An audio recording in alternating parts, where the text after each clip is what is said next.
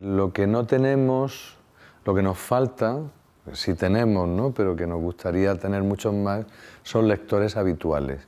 Es decir, gente que puede leer 2 o 3 libros al mes, ¿no?, que tiene la lectura como un hábito diario o casi diario, ¿no?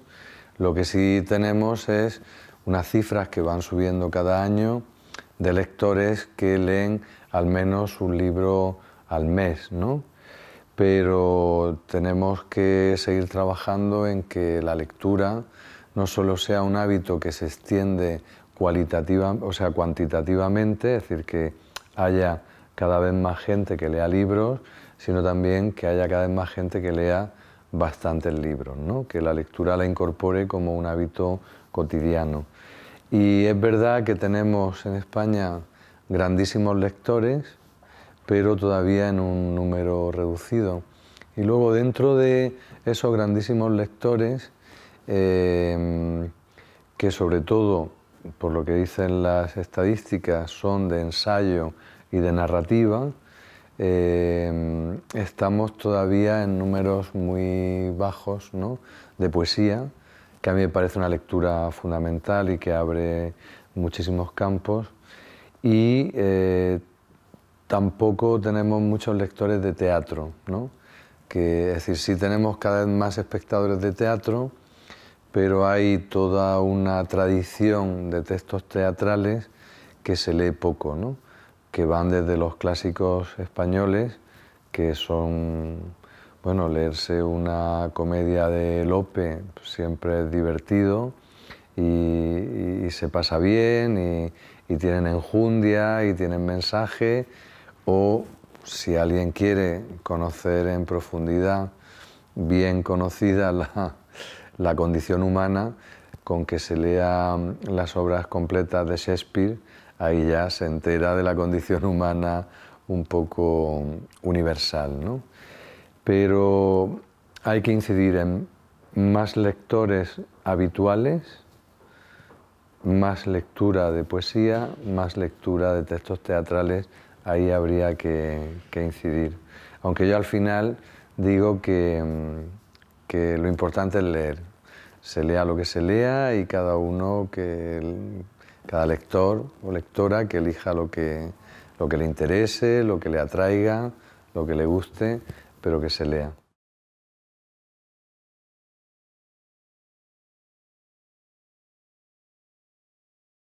Yo creo que la lectura, justamente cuanto más ruido ambiente hay en nuestra sociedad, cuanto más estímulos que nos llegan de fuera, que además son estímulos cada vez más rápidos, momentáneos, ¿no?, que van desde las noticias, internet, lo audiovisual.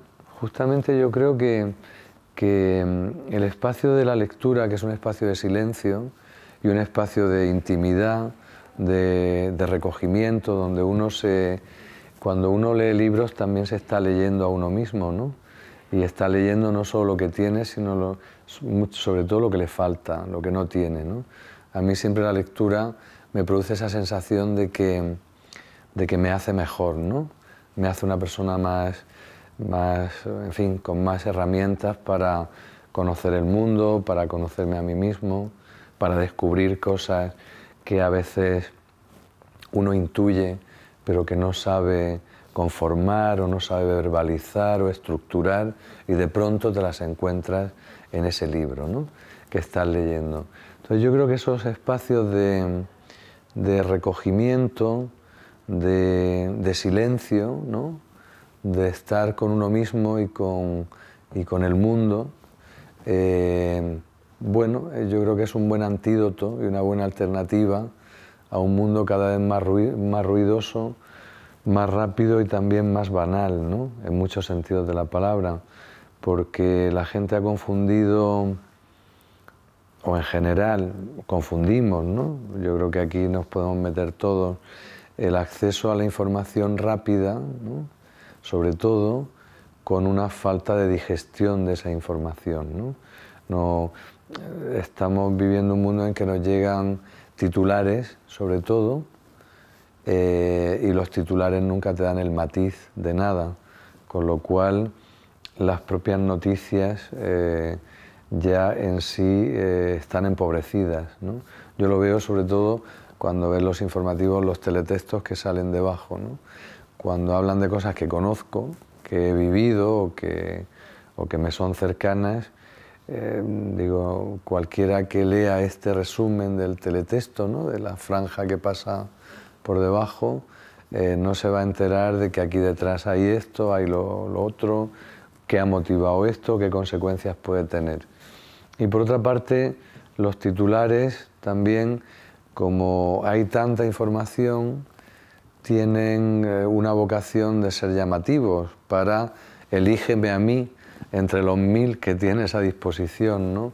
Lo cual todavía banaliza más ese resumen en el sentido de que no te da la suficiente información o con el suficiente rigor para que tú la puedas integrar en tu opinión, en tu pensamiento, de una manera más eficaz y más rica, ¿no?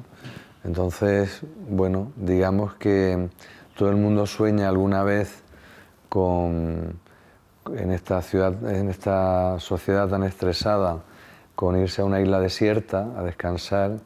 Pues cada libro es una isla, la posibilidad de una isla desierta donde uno puede descansar del mundo y aprender del mundo y de uno mismo.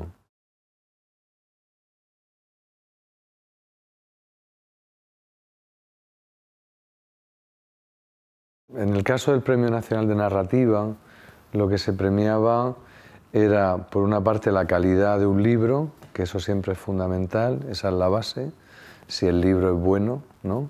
Si tiene calidad, a juicio del jurado. Jurado en los que yo no participo, también lo aclaro, porque creo que no debo de participar, ¿no? Pero de los que también me siento responsable porque sí los elegimos en el ministerio, ¿no?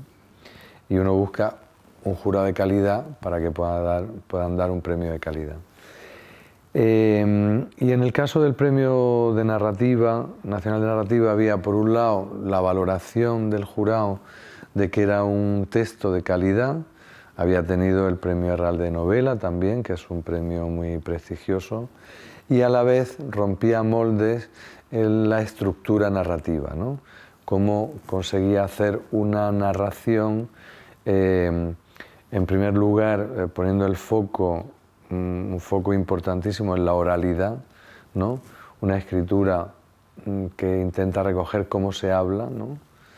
O cómo nos gustaría hablar, bueno, a determinados personajes les gustaría hablar, y también esa mezcla de fanzine, en fin. En ese sentido, yo creo que el jurado apostó por la experimentación, con una base de calidad. Y eso pues también sirve para un premio nacional, ¿no? Donde si partes de la calidad, pues puedes apostar desde una novela que sigue una tradición o que amplía una tradición que ya existe en la literatura española, o que hace aperturas, ¿no? Intenta aperturas para justamente explorar caminos inexplorados en la estructura narrativa. En el caso del premio de ensayo, que no he leído, que desconozco, yo creo que lo que se hace es, con una perspectiva absolutamente académica, enfriar, en el buen sentido de la palabra, un tema que muchas veces se aborda con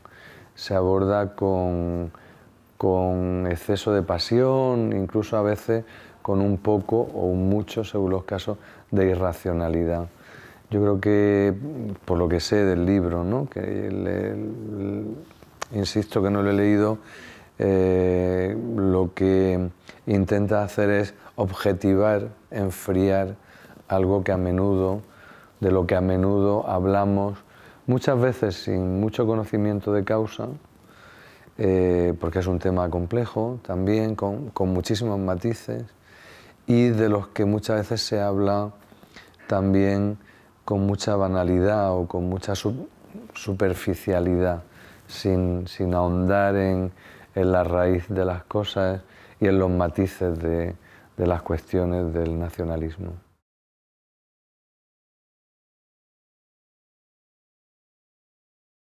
De Rerum Natura, de Lucrecio, que es un poco la versión romana de la filosofía de Epicuro, ¿no? De la filosofía griega, del epicureísmo. Es un libro que fue fundamental en su momento dentro de la cultura romana, que además cumplía muy bien esa función que tuvo Roma, ¿no? de trasvase, reinterpretación, apropiación de la cultura clásica griega o de las ideas clásicas de Grecia, y que por otra parte, como comentábamos antes, fue un libro fundamental para establecer una serie de ideas en el Renacimiento, ¿no? Donde el hombre, ¿no? el ser humano, volvía a ser el centro del mundo y el centro de la naturaleza. En esta línea, otro libro siempre interesante y del que siempre aprendes y que nunca se acaba, están las Metamorfosis de Ovidio, ¿no? Que también es un libro que además lo puedes, no tienes por qué seguir un hilo conductor, puedes leer a trozos, ¿no? A párrafos, alterar el orden, aunque es mejor leerlo por orden, pero que es un libro que de vez en cuando retomo, ¿no? Revisito. Luego hablaré de bueno, dentro de la poesía española, que me parece una poesía extraordinaria. Voy a decir solo uno, porque si no estaríamos aquí sin parar, pero tengo especial predilección, y también es un libro, bueno, es una obra que leo muchas veces, ¿no? Que es la obra de San Juan de la Cruz, la poesía y la prosa, ¿no? Aunque la poesía y el cántico espiritual es, digamos, lo que todo el mundo conoce, es un autor que siempre se enfoca desde el punto de vista de la mística, que es verdad, es decir, es su finalidad, ¿no? Pero que tiene una calidad literaria impresionante y donde uno puede encontrar el rastro o el eco de los grandes poetas españoles que le precedieron, ¿no? Desde Boscán a Garcilaso. Hay algo en Juan de Yepes, en San Juan de la Cruz, que también lo incardina en una tradición literaria, no solo en una tradición mística religiosa, ¿no? Ya se sabe que el libro o el libro base del que él parte es el Cantar de los Cantares, es un poco el modelo, no el modelo, el origen, pero se nota que ha leído poesía, que ha sido un gran lector de poesía, y eso se nota en toda su obra, ¿no? Luego me gustaría hablar de dos autores norteamericanos una que conozco de hace muchísimos años y que afortunadamente en España se han ido publicando en los últimos años, porque antes había antologías y cada vez está más publicada, y que también es una poeta que siempre que la vuelves a leer te descubre algo nuevo, ¿no? Yo hay poemas de ella que cada vez sobre los que vuelvo, ¿no? Y que siempre hay algo nuevo que no sabías, ¿no? Que es Emily Dickinson, que además es una poetisa que yo creo que sin pretenderlo, sin saberlo, ya que ella en vida publicó 5 poemas, sin embargo, hay que ver la influencia que ha tenido en el siglo XX, ¿no? Ha tenido una influencia impresionante. Otro autor norteamericano que me fascina y que además tiene una prosa impecable, riquísima, es Henri David Thoreau. Yo lo descubrí con un librito bueno, había leído hacía algún tiempo su manifiesto de la desobediencia civil y tenía noticias vagas de él, pero hace unos años, como 10 o 12 años, cayó en mi mano un librito pequeño que se llama Caminar, que me pareció fascinante, ¿no? Y a raíz de eso, pues he leído, bueno, toda su obra Imposible, porque perdón, los diarios todavía se siguen sacando, ¿no? en inglés, y no nos han llegado en traducción casi nada de ellos. No sé si en inglés van ya por 16 tomos, pero tiene unos textos maravillosos. Es el padre de la ecología, pero también tiene una visión que me parece fundamental, que es el hombre, ¿no? como ser intelectual, ¿no? como generador de pensamiento, de ideas, y también de una vida que esté acorde con esas ideas, pero a la vez en la justa medida de que no puede estar por encima de la naturaleza. Es decir, resitúa al hombre en su lugar, un lugar que desgraciadamente hemos